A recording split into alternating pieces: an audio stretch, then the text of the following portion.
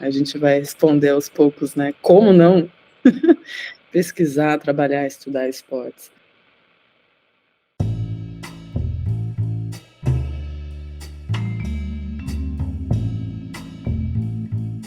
Já parou para pensar em quantos caminhos você pegou antes de chegar onde você está agora? Às vezes, quando você menos espera, uma surpresa. E agora? O que fazer com os limões que a vida te dá? Um mapa, um livro, um filme talvez. Pode até ser, mas o que você vai falar? Quem você quer alcançar? São tantas questões. Dentre tantos temas, por que logo o esporte? Essa foi uma pergunta que ouvimos no início do projeto, quando ainda nem tínhamos o nome para o grupo. Por que direcionar as ciências sociais para esse campo, dentre tantos que existem? Aliás, antes da gente começar, vamos só nos apresentar rapidinho. Eu sou o Emanuel de Abreu e esse é o Cancha FM, o podcast do Grupo Cancha, um grupo formado por estudantes de Ciências Sociais da Universidade de Brasília, unidos pelo desejo de estudar e pesquisar o esporte. O grupo começou a se reunir no final de 2023, a partir da iniciativa dos próprios estudantes. Eu e o Arthur Neiva espalhamos vários cartazes pelos corredores do ICC, o prédio mais frequentado da UNB, e foi chegando cada vez mais gente conforme nossos encontros iam acontecendo. Nós nos reunimos no Instituto de Ciências Sociais ao longo de 2024 com muitas ideias na cabeça e com o apoio dos professores Henrico Spaggiari e Luiz Otávio Assunção. Mais recentemente, a professora Cristiane Coelho se juntou ao grupo a fim de apoiar os nossos projetos a partir desse ano de 2025. Uma das nossas ideias era justamente a criação de um podcast.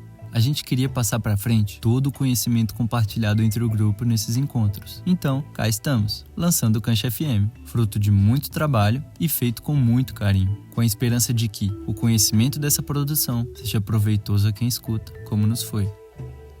Um bom episódio a todos.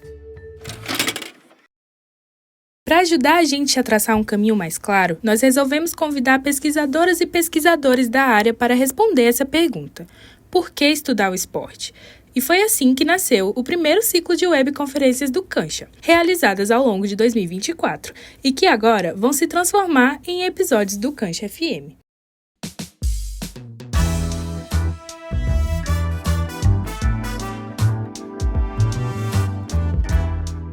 Eu sou a Débora Almeida e essa é a Aira Bonfim, nossa convidada de hoje.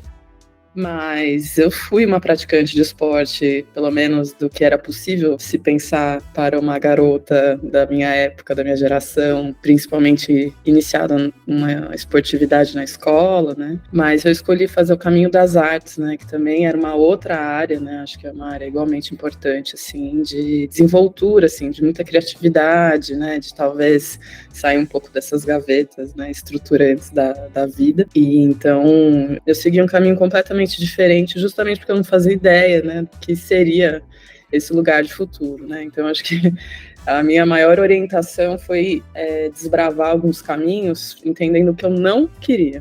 A Aira é mestre em História, Política e Bens Culturais pela FGV do Rio de Janeiro, especialista em Estudos Brasileiros pela FESP São Paulo e Linguagem das Artes pelo Centro Universitário Maria Antônia da USP.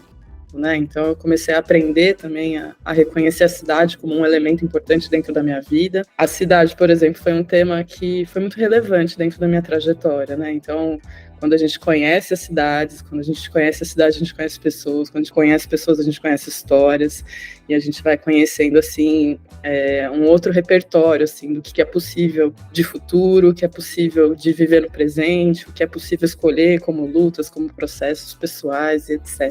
E olha só o que a Aira contou pra gente. No início, ela trabalhava como educadora de artes visuais. Isso lá em 2011. Eu estava indo trabalhar e eu desci do transporte público de São Paulo e caí num buraco, torci meu tornozelo. E eu fui muito maltratada, assim, no espaço onde eu trabalhava. E ali eu decidi que eu não queria mais viver aquela experiência, né? Achei uma experiência muito violenta, né? Alguém que se machuca, e aí as relações de trabalho extremamente fragmentadas, assim, né? Então... No dia seguinte, ela recebe uma proposta para trabalhar como pesquisadora no Museu do Futebol, em São Paulo. Nessa época, a Aira não tinha nenhuma perspectiva de trabalhar com futebol para além da relação que ela já tinha com os esportes na sua vida pessoal.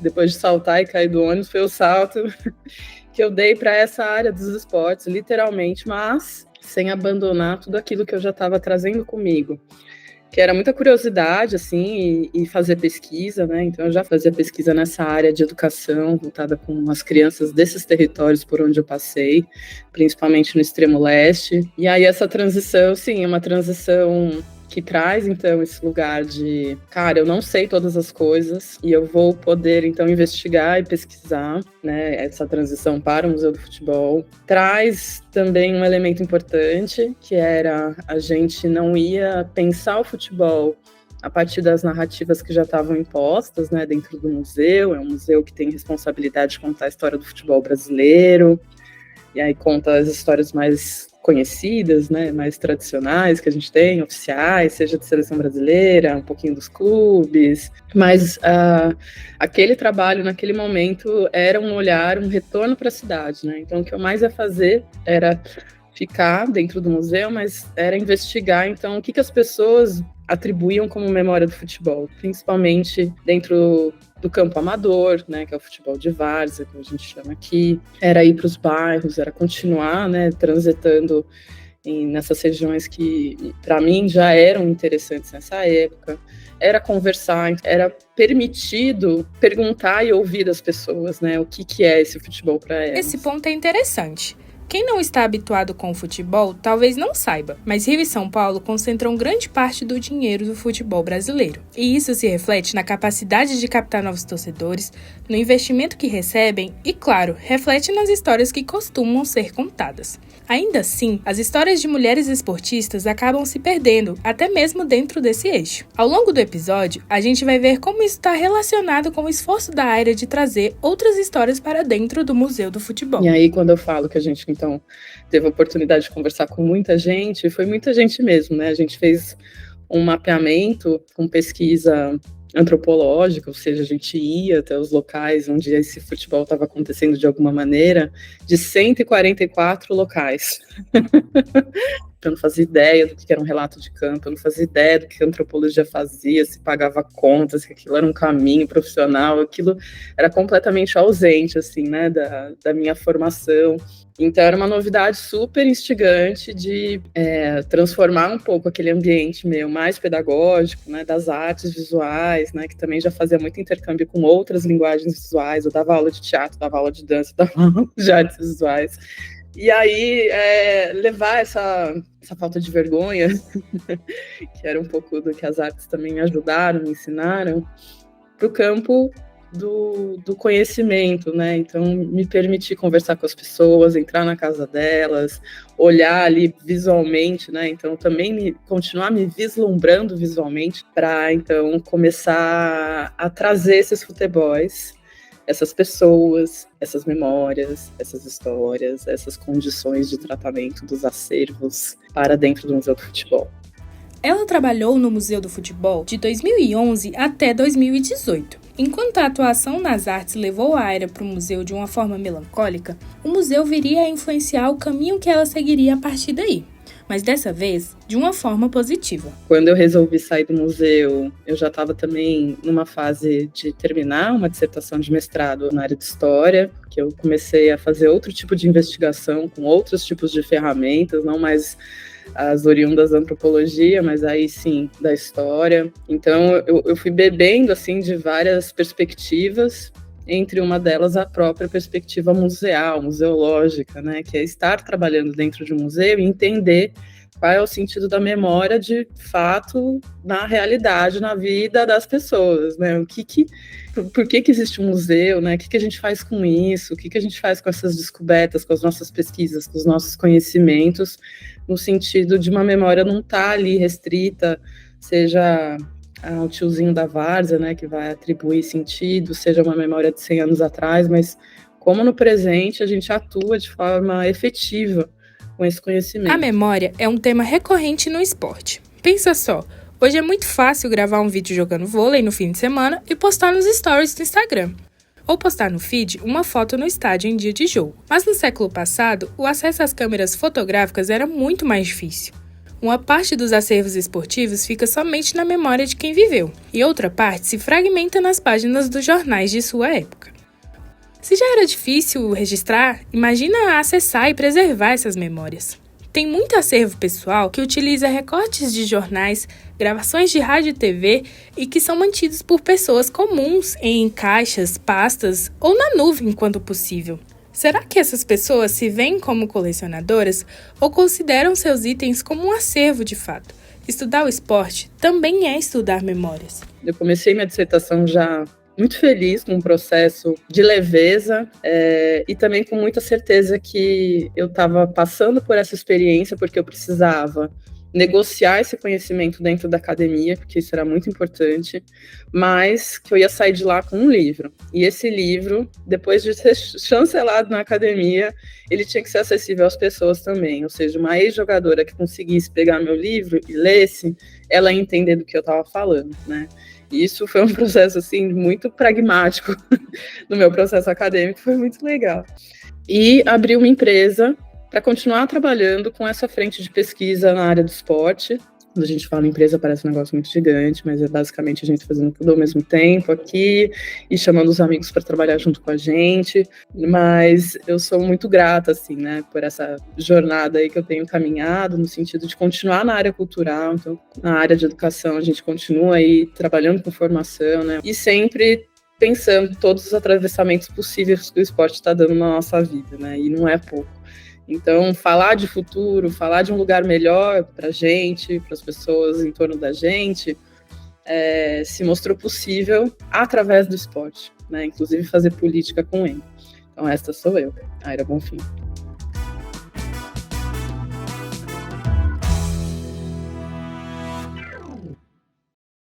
Agora, o que é o esporte?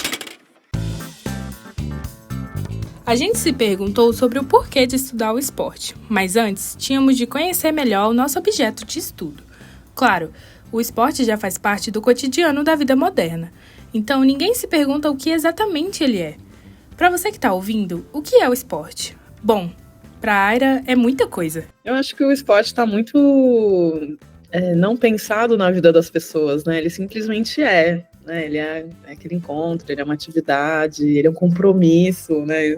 Tipo, igual o rap é compromisso, o esporte é compromisso, assim, para muita gente e de diversas camadas, né, de atuação. Então, a gente que trabalha, por exemplo, futebol amador, de várzea, tem gente que tem um compromisso ali de décadas, que às vezes nem joga há mais de décadas também, né? E aí o compromisso é, às vezes, sei lá, organizar o campo, cuidar de todo o uniforme, tá ali com as coisas pontuais, né, em relação à distribuição ali das atividades dentro de um equipamento esportivo. E isso é esporte também, porque às vezes a gente só pensa quem entra dentro de quadra, dentro de campo, e o esporte é um ambiente de muita organização, né? Até eu odeio, fico chateadíssima, ofendidíssima da expressão varziana, né, que por vezes é atribuída como um adjetivo ruim, desorganizado. E se tem alguma coisa que não é desorganizada na vida das pessoas, é o que a gente aprende dentro desses circuitos, né, das pessoas que estão marcando a agenda do campo, que estão preparando o campo para receber um jogo de futebol. E eu acho que a possibilidade de estudar isso é entender, inclusive, que às vezes tem uma camada comercial, que parece que tudo está pronto, está dado. E não é assim, né? Então tem essa dinâmica que está na vida amadora, e justamente eu cito a amadora porque ela se estende para um ambiente das entidades esportivas, que é sistematizar isso para alcançar níveis de compromissos nacionais e internacionais, que é o que a gente chamaria lá do alto rendimento. Essa dimensão mais ampliada, acho que me permite pensar que é um grande sistema, né, o esporte, e que envolve, então, essas categorias, e todas essas categorias envolvem, inclusive, poderes, né? Então, não é à toa que a gente faz ali toda uma dinâmica de relações institucionais e internacionais e políticas quando a gente estuda, quando a gente pesquisa, e a gente entende, assim, né, todos esses trâmites em torno de algo que está dentro das nossas vidas desde os dias que a gente nasceu, querendo ou não, gostando ou não, praticando ou não, né? Seja uma agenda de Copa do Mundo que atravessa ali seu cotidiano da escola, da atividade que você ia ter e foi cancelada, ou não. Então, Acho que esse é um pouco da sensação que eu tenho hoje, né, de pensar de forma mais complexa, né, o que é o atravessamento esportivo na minha vida, na vida das pessoas, e justamente por isso eu acho que ele é uma ferramenta muito efetiva, né, de discutir, às vezes, sei lá, coisas, sei lá, de universalidade, né, universalidade, às vezes, olhar, colocada ali num combo olímpico, né, o que é universidade, né, direito, né, pensar possibilidades onde todo mundo pode estar da mesma forma, né, dentro desse mundo, melhorar, e também toda a subjetividade, né, porque vou falar um negócio que eu ando pensando, assim, nos últimos tempos, que é, no final das contas, é a nossa vontade de brincar o esporte, né? Só que a gente é adulto, a gente tem que chamar de outra coisa. E aí a gente tem que fazer uma operação muito complexa, né? Como eu disse, essa toda, assim, nesse desenho operacional de pessoas. Mas no final é isso. É o meu desejo de fazer alguma coisa que não é, né, esse combo de acordar e ir no banheiro escovar o dente e trabalhar, mas é uma possibilidade, é uma fresta que a gente tem de se encontrar com a gente mesmo, né? Seja correndo, seja jogando uma bolinha, seja fazendo qualquer tipo de atividade onde o meu corpo possa se expressar de outras maneiras, né? Esporte é a nossa vontade de brincar. Bonito, né? É uma boa síntese.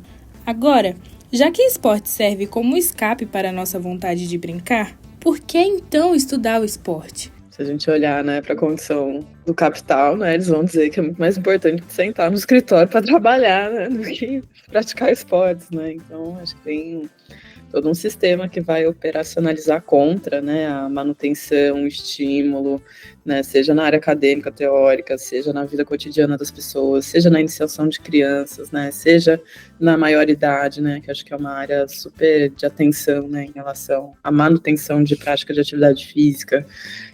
Não reconhecer essa importância e não vão dar a importância, não tem ilusão sobre isso, né? Mas isso não é um problema também, né? Acho que a gente não tem que mirar nas áreas que de fato tem uma grande luz necessariamente, né? O Roberto da Mata, enquanto fala sobre o futebol no Brasil no artigo Antropologia do Óbvio, aponta o utilitarismo aplicado ao esporte como um traço da vida moderna. Voltadas antes de tudo para si mesmas, esporte e arte são esferas da vida que negam o utilitarismo dominante e, por isso mesmo, promovem um efeito de pausa com a sofreguidão exigida pela lógica do lucro, do trabalho e do êxito a todo custo, diz ele. Não por acaso nos perguntamos o porquê, e não para que estudar o esporte. E como a Aira disse, esse é um campo relativamente recente na academia brasileira. Então, a gente está vivendo também, acho que um período de ascensão, né, desses processos, né? A década de 80 marca aí algumas iniciações, né, no caso do Brasil, principalmente algumas delas voltadas ao estudo do futebol, pensando que você tinha um campo da educação física, né, que a princípio deveria ser o guarda-chuva que tomava conta, né, dos esportes de forma mais integral, um tempo atrás. Então a gente tem uma retomada, assim, né, de uma transversalidade que também é algo muito inerente, assim, né, da vida que a gente tem experimentado nos dias de hoje, né? A gente tem se permitido pensar essa afetação, né? Acho que essa é a palavra, dos esportes em todas as outras áreas, e isso tem sido muito benéfico, inclusive para o próprio esporte, pensando que a gente tem capacidade de estudá-lo, né? E ainda tem muita coisa a ser estudada em todas essas frentes, né? Então, a própria historiografia era uma área onde a gente basicamente não falava sobre historicidade de mulheres, né? Então, assim, poxa, eu fiz um trabalho legal, mas assim, tá longe de ser a totalidade de conhecimento histórico, né? Olha quanta coisa a gente perdeu, imagina o que é possível ainda resgatar a partir do ponto de vista de cada município, de cada estado, né? De cada família, né? Então, assim, eu sempre falo, você já conversou com sua avó, com sua tia-avó, né? Se ela jogou futebol, porque é óbvio que ela não vai se reconhecer como jogadora, né? A gente tem um outro modelo, né, de profissionalismo esportivo que quase que desabita essas pessoas, né, desse lugar, né, de serem protagonistas do futebol, do esporte. Então, só um exemplo, assim, né, de como é possível, né, a gente rever esses campos o tempo inteiro. A abordagem da Aira, muito pela trajetória dela, é multidisciplinar. É arte, antropologia, história, resgatando, contando e investigando velhas e novas histórias. Ainda falando sobre trabalhar com o esporte nos dias de hoje, A Aira traz algumas reflexões para a gente. Não necessariamente a universidade está em conexão direta, né, com todas as possibilidades e repertórios de profissionalização que a gente tem. O mercado, ele vive um sistema, né, condicionado a essa ideia, né, de lucro, capital, etc. Né? Então, não necessariamente a gente consegue sempre vincular as duas coisas. Eu acho que a geração que está vindo depois das nossas tem muito mais condições, inclusive, de pensar outras ferramentas. E aí, sem perder a criatividade, né, que foi algo que eu coloquei para vocês. Né? E aí, cara, tipo, como é que eu ganho dinheiro? Né? E aí, gente, não é ficar rico, né? Às vezes a gente tem medo, inclusive no campo da sociologia, da história, de conversar sobre isso, como se fosse um grande tabu. E não é, gente. Sobreviver, ter independência financeira, inclusive, para mim, uma meta como mulher no mundo, né? Porque é uma condição que me dá liberdade. Então, trabalhar e ter autonomia financeira, por exemplo, acho que ele é um tema que deveria ser, né, um processo de aprendizado ao longo da nossa vida.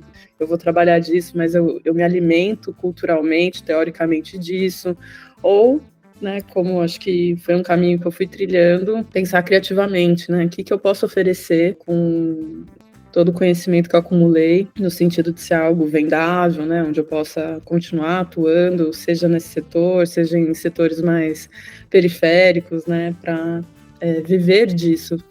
Mas de cada lugar onde a gente passa, né, o que vem junto, para além do todo o conhecimento, dos cânones, né, que eu vou aprender lá dentro de sala de aula, né, então, na escola, né, a gente já tinha uma vivência de grêmio, né, o que é ser grêmio, o que é estruturar decisões, o que é confrontar uma escola, aí entra na universidade, né, o que é viver a greve, o que é votar, o que é fazer política, o que é pensar ali, né, as aulas para além do edifício ali que eu habitava, que era das artes, né, então eu já transitava por outros temas, né, fazer aula de cinema que me interessava, fazer não sei o quê.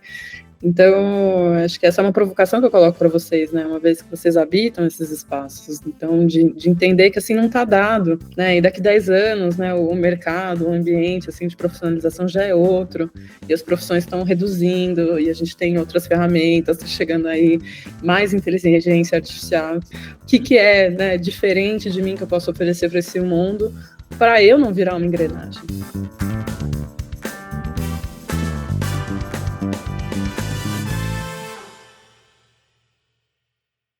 Lembra que a Aira comentou sobre a meta de sair do mestrado com um livro publicado?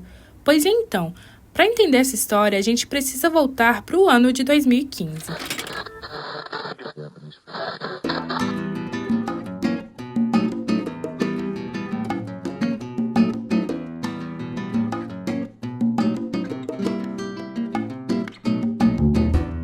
Além da ressaca do 7-1 e todo o caldeirão político que envolveu a Copa, em 2015 era a vez da Copa do Mundo Feminina acontecer no Canadá. O cenário era propício para a discussão. Afinal, nessa época, uma mulher ocupava a presidência da República. O feminicídio havia sido tipificado em lei. As discussões acerca dos direitos das mulheres estavam na pauta do dia. Nesse contexto, o Museu do Futebol e, consequentemente, a Aira se viram em um dilema. E aí, cara, tipo, vocês não contam histórias de mulheres? Tipo, o que acontece com essa categoria de gente, de ser humano, dentro dessa instituição, né? A ponto de ter uma visita da formiga no museu e ela não se reconhecer, viu? Ficar com muita vergonha, né? De estar dentro dessa instituição por tanto tempo e não ter, né, esse botãozinho virado, né? Ou seja, que é um momento onde até a minha relação com o feminismo vai ser alterada, modificada e influenciada, e influenciarei a partir do lugar onde eu trabalhava. Não tínhamos imagens sobre brasileiras jogando bola, isso era fato. Então, coisas muito básicas, como uma foto da seleção brasileira posada, desde a primeira Copa do Mundo, né, que a gente participa de todas as Copas e todas as Olimpíadas, e aí a gente está falando do ano de 91. Você vai entrando nesses submundos de uma discussão, né, sobre imagem, sobre registro, sobre memória, sobre apagamento, sobre questões de gênero, principalmente, né, esse atravessamento das historicidades não contadas de mulheres, mas não só de mulheres, mas de todos os outros grupos. Que tipo de mulheres eram essas? Eram mulheres pretas, mulheres periféricas do Rio de Janeiro, o tema da proibição não era um tema massificado dentro de um entendimento, seja da comunicação esportiva, tinham poucos pesquisadores que tinham feito ali algum artigo sobre isso, e a população em geral, né, seja que gosta da modalidade, seja que só curtia futebol, inclusive masculino, e o povo em geral. Ainda não é completamente sabido, mas nesse momento, então, a gente decidiu que todo mundo que atravessasse a vida institucional do Museu do Futebol, ou meu, ou trombasse comigo, era Bonfim, um bairro, ia ficar sabendo. Cara, foi um babado muito louco de contar. O futebol feminino foi proibido 40 anos. A partir disso, gente, tipo, mudou tudo. Eu entendi o quanto eu reproduzia nessa exclusão, ou seja, tipo, eu conto a história dos homens, da mulher não preciso contar. E aí, aquilo mexe, assim, né, de forma muito significativa comigo. E aí a gente foi sem recurso nenhum, gente, na época, tinha, sei lá, 120 mil reais. 120 mil reais para fazer uma exposição é, assim, começar uma obra dentro de casa com 100 reais, tipo, nesse nível.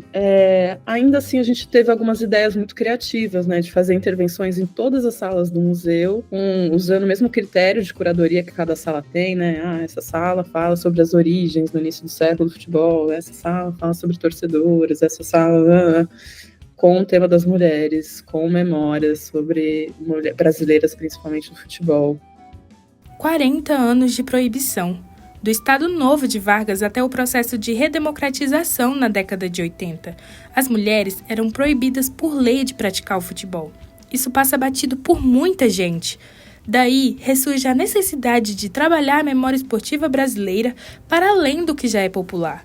Nos encontros esportivos, até os das universidades, tinha às vezes uma mesa dedicada ao futebol feminino, como é difícil futebol feminino. Não, gente, vamos falar desse negócio, vamos aprofundar, vamos conhecer os atletas, né? Então tinha isso também. As atletas eram muito mais acessíveis, inclusive, né? Então, assim, a minha relação, para além do futebol de várzea, né, onde a gente conhece muito dirigente, muito jogador, com muita facilidade, eu só fui conhecer jogadores profissionais com quem eu tive relação de trabalho a partir do futebol feminino. Isso foi muito legal, porque, enfim, os masculinos estão um pouco se lixando com o tratamento da memória deles, no final das contas. Mas elas não. Pesquisando sobre a proibição, ela foi parar na Hemeroteca Brasileira. Para quem não conhece, a Hemeroteca consiste em um grande acervo de periódicos brasileiros, com jornais, revistas, boletins... Daí, buscando década por década, a Aira acabou acumulando um material riquíssimo, documentando a esportividade feminina durante a proibição até o início do século XX. Sim, nem mesmo a proibição impediu que o esporte fosse praticado. E tem registro aí para provar. Eu me peguei acordando sozinha, assim, e ficava o sábado pesquisando e acumulando e usando um pouco do conhecimento que eu aprendi no museu de arquivo, né, de como salvar esses arquivos, de como organizar, né, de como sistematizar isso, né, que foi algo muito aprendido dentro da instituição, fazendo isso, então, de forma muito prazerosa. E trocando total uma experiência antropológica, né, que é essa que eu tinha iniciado no museu, por esse lugar de análise das fontes. E aquilo começou a me instigar, né? Eu falei, cara, mas como que eu interpreto isso? Tipo, é a voz de um jornal é uma empresa, quem que tá escrevendo? São os homens que estão escrevendo. Como que é, né, que a gente depois transmite esse conhecimento? Aí teve uma hora que eu falei, bom, eu acho que está escrito na minha tese que eu preciso fazer alguma coisa com isso, isso chama mestrado. Mentira. Aí eu resolvi dar um combo twist na minha vida. Eu falei, gente, eu não tenho a menor condição de entrar na sociologia, eu não entendo nada disso, eu vim das artes. Eu já tinha feito uma especialização, aí eu faço uma especialização na escola de sociologia e política que tem aqui em São Paulo, onde eu tive condição, assim, né, de receber um pouco de uma base teórica que eu não tinha dessa área principalmente. Eu trabalhava 40 horas no mínimo, né, semanalmente no museu, então era o tempo que eu tinha também para estruturar um projeto de mestrado. Então eu fiz mais uma especialização, tive essa base, né, tive uma orientação para fazer um projeto legal, para então eu entrar na FGV no Rio de Janeiro, que também foi tipo uma loucura. A FGV no Rio é de graça, então por isso a escolha de fazer um trânsito entre estados. E aí eu trabalhava, eu conseguia pagar, não dava para ter bolsa, mas eu não pagava a universidade, mas eu tinha que ir para o Rio de Janeiro e tinha que pagar as horas que eu não estava no museu. Mas, juro, gente, esse foi o menor dos meus problemas. Eu já cheguei, então, no meu mestrado com essas 400 fontes que eu comecei a planilhar né? Tinha um Excel onde eu ia organizando de forma cronológica e sistematizando. E aí foi muito tranquilo, né, executar assim, o plano, né, de transformar aquilo em conhecimento e trocar com as pessoas, com os grupos de trabalho que tinham no Rio de Janeiro, com os amigos, porque não dá para estar sozinho, né? E por vezes o sistema, o mercado, ele diz pra gente que a gente tem que estar sozinho, que as pessoas estão concorrendo com a gente. Para se dedicar ao projeto, a Aira saiu do Museu do Futebol em 2018, abriu uma empresa e aí veio a pandemia. E tive que me jogar, assim, no mundo. Falei, cara, eu sei fazer um monte de coisa. Eu sei fazer bolo, brincadeira. Mas eu sei fazer uma exposição, eu sei fazer uma pesquisa, eu sei lá, conversar com as pessoas. Continuei fazendo muitas coisas que eu tinha aprendido ao longo de toda a vida, muita coisa no museu, mas não só. E transformar, então, aquele arcabouço teórico da dissertação num livro. Futebol feminino no Brasil é fruto da tese de mestrado dela e trata das diversas formas que as mulheres têm praticado esse esporte através do tempo e dos significados que essa esportividade recebe. E, lógico, trata da proibição do esporte feminino no Brasil. É um livro com muita fonte de imagem. Essas imagens não estão aqui só para ilustrar, são fontes, né? Tipo, você olha para ela e aprende com elas. Então, além de estruturar um texto, além de estruturar as imagens em alta resolução, para a gente conseguir editar um livro bonito, eu tive que aprender, então, o que é o processo de colocar um livro no mundo. Quanto custa uma gráfica, colocar um livro no mundo, e a parte burocrática, a minha nota fiscal, o meu MEI dá conta? Ah, não sou mais MEI, eu sou ME, será que ele dá conta? Não, é serviço, é produto. Enfim, foi um grande desafio. Eu não ia ter a oportunidade de lançar o livro do jeito que eu queria se fosse com uma editora. E, inclusive, entendi como eu poderia ganhar dinheiro, seja pagando o processo de custo desse livro, inclusive tendo um pouco de lucro depois, né? Isso foi muito legal. A tese foi defendida em 2019 e o livro foi lançado em 2023. Ela teve uma tiragem inicial de 2.000 livros e até a data dessa conferência já tinha vendido 1.600 exemplares. Mas eu saí muito realizada, o livro saiu do jeito que eu queria, em todos os sentidos, no sentido de ser uma publicação referencial, né, para as pessoas partirem de mim, descobrirem outras coisas. Quem sabe em breve, né, descobrir mais coisas que eu nem descobri, mas ter ali uma base sólida, né, feita de forma paciente, né, com base em tantas pessoas que leram, atravessaram a minha pesquisa, e para a gente seguir melhorando e qualificando. Para coroar todo esse processo, o livro ainda figurou no top 10 do Prêmio Jabuti de Divulgação Científica em 2024. Mais do que merecido, né?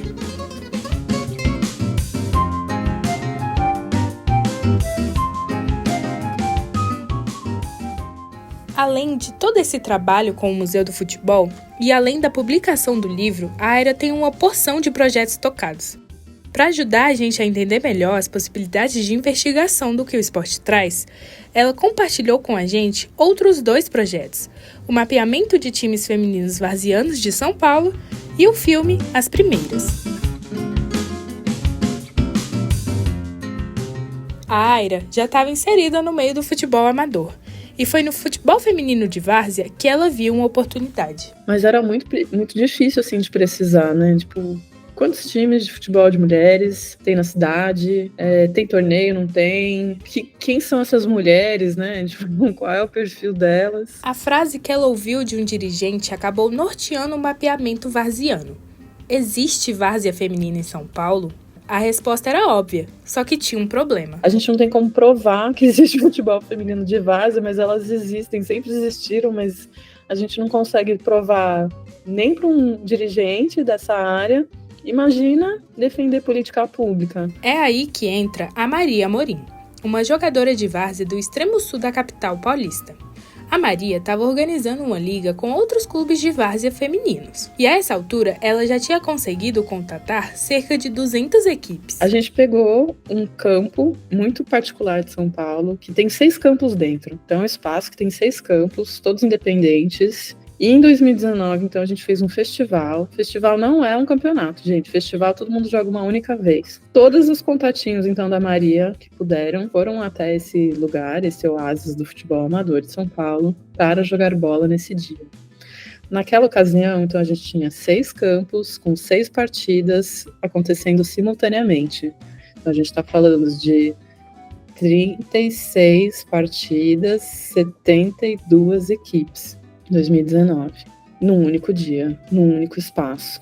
Com isso posto, o que será que dava para tirar dessa experiência utilizando todo esse arcabouço teórico e as ferramentas acumuladas durante todos esses anos? Para a gente pensar como melhorar, qualificar essa experiência na cidade, no Brasil, no mundo, melhorar a qualidade de vida, inclusive da própria Maria, né? Uma vez que é muito trabalhoso se organizar uma liga, é muito trabalhoso se organizar um festival como esse, é muito trabalhoso se manter um futebol feminino em ambientes onde os homens, por vezes, não querem ceder um horário, não tem ali, de alguma forma, uma maleabilidade com mulheres lésbicas frequentando espaço, ou mulheres que estão com um recém-nascido e não sei o quê, não tem banheiro feminino. Daí a Aira, o Henrico e o Alberto escreveram um projeto que resultou em um curso de extensão na PUC São Paulo. 5 meses totais, então, semestre, né? Onde a gente ia construir com esses inscritos perguntas que eram importantes fazer para algum representante dessas equipes femininas.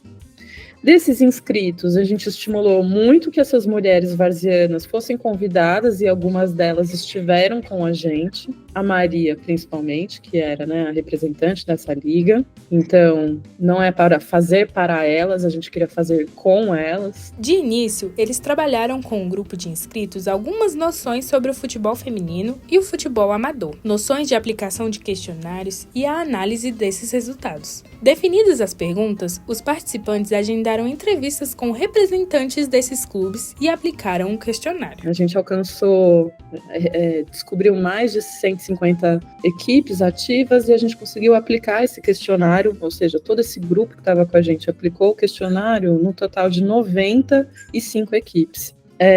Então, assim, feito isso, né, a gente saiu com uma planilha gigantesca, assim, com esses resultados, e aí, para mim, era muito importante que a gente tivesse uma condição de contar para as pessoas do resultado de uma forma muito simples. A gente colocou na descrição do episódio o link para o mapeamento e também para o livro da área. Dá uma conferida! E a gente não só começou a carregar essas mulheres varzianas que estavam com a gente em alguns eventos onde a gente podia falar sobre pesquisa, foi muito legal, como teve a 3ª edição desse maior festival feminino de várzea do mundo, é assim que ele é chamado, onde esse mapa foi distribuído, né? Então foi entregue um conjunto ali, tinha acho que uns 15 mapas que iam para todas as equipes participantes dessa última edição. E a pesquisa, então, chegou onde tinha que chegar. Chegou nos campos, chegou nas jogadoras, chegou nas equipes. E não só sobre elas, né? Então, hoje, a Maria, a Sidneia, a Bia, né? Algumas dessas mulheres participantes, esse conhecimento faz parte delas. Elas são autoras dessa pesquisa junto com a gente. Aonde elas vão, elas falam sobre a pesquisa. Não só elas, mas também todos os estudantes que tiveram com a gente. Todo mundo hoje tem domínio sobre esse conhecimento. Todo mundo viveu todas essas etapas e todo mundo tem o direito, inclusive, de continuar reproduzindo, né? Então, os simpósios depois surgiram de pessoas, né, trazendo a pesquisa, etc. Daí a Aira nos apresenta mais uma possibilidade: o cinema. Ela contou pra gente sobre a experiência de trabalhar em um filme. Um trabalho coletivizado, né, que é uma loucura fazer cinema, é muita gente, é muita coisa, a gente não faz ideia, né, obviamente que a gente já é de uma geração que vem com uma camerazinha, assim, muito mais fácil. Ela foi a responsável pela pesquisa pro filme As Primeiras, dirigido por Adriana Inhanhas, que conta a história da primeira seleção brasileira de futebol feminino. Então eu trabalho nesses projetos, tanto estruturando o básico, assim, né, de o que elas fizeram, onde elas estiveram, qual é o nome delas, né, eu já trabalhei inclusive com a CBF, tenho que montar uma planilha, gente, com o nome das pioneiras, né, porque eles não sabiam quem eram as pioneiras de Copa do Mundo desde 88. A Aira escreveu o argumento do filme ainda em 2016, e desde então, entre Temer e Bolsonaro, foi uma luta para conseguir financiamento e tirar o filme do papel, o que só aconteceu em 2022. A gente gravou em 10 dias no Rio, no subúrbio do Rio, e o filme, então, passou o ano passado, né, sendo editado também, né, então eu lá finalizando o livro, a Adriana, que é a diretora, né, fazendo ali todo esse trabalho, né, de compilar, de se permitir também ser afetada por esse histórico, por essas mulheres, e aí a gente lançou, no finalzinho do ano passado. E aí, gente, a gente ganhou o melhor filme do Festival de Tiradentes, né? Da Mostra de Cinema de Tiradentes pelo público. E isso foi assim. Cinefoot, a gente ganhou também o Cinefoot, que é o principal festival de futebol aí que tem, nacional. E o filme continua rodando em festivais do mundo todo, em festivais LGBTQIA+, festivais voltados a produções esportivas. Enfim, o link pro trailer do documentário também tá na descrição deste episódio. É alguma coisa assim que eu tenho que dividir pra vocês aqui. A gente precisa conversar com as outras pessoas, a gente precisa ser inteligível para qualquer pessoa. Então, como esse produto, de fato, né, fazer sentido para elas, como, né, o que eu estudo, o que eu pesquiso, o que eu milito diariamente esteja em consonância, em diálogo, né, com as pessoas.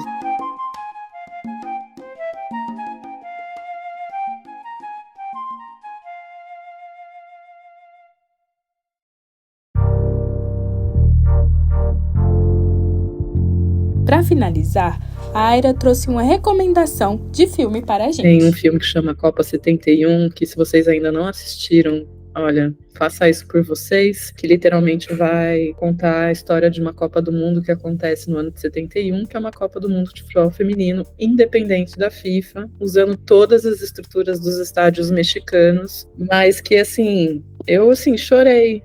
Eu fiquei muito emocionada, porque, assim, era uma parte da história que eu já tinha pesquisado, que eu já tinha, assim, revirado alguns materiais de imprensa, assim, e eu não fazia ideia que existia tanto registro audiovisual sobre esse episódio, né, essa Copa. E é uma Copa, assim, que está lotada de gente, que vai vir, né, equipes de todos os lugares do mundo para o México. Se a gente naturalizou a ideia de exclusão desse grupo, especificamente das mulheres, da história esportiva, da história do futebol, materiais como esses permitem a gente reavaliar e refazer um pouco, sabe, esse lugar que a gente quer estar no futuro, e tudo isso que a gente ouviu, assim, né, que não era vendável, que não era interessante, que não era não sei o que lá, tipo, isso por vezes foi uma grande narrativa, uma baboseira, né?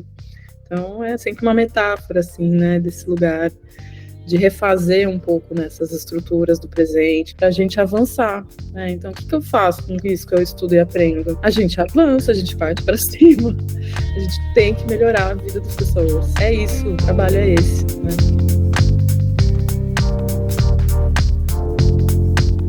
E isso é tudo por hoje. Aproveita e segue a gente lá nas redes sociais. Nosso Instagram é o @Grupo Cancha e nosso Spotify é o Cancha FM. Compartilhando o episódio, você dá uma moral gigante pra gente. Até a próxima!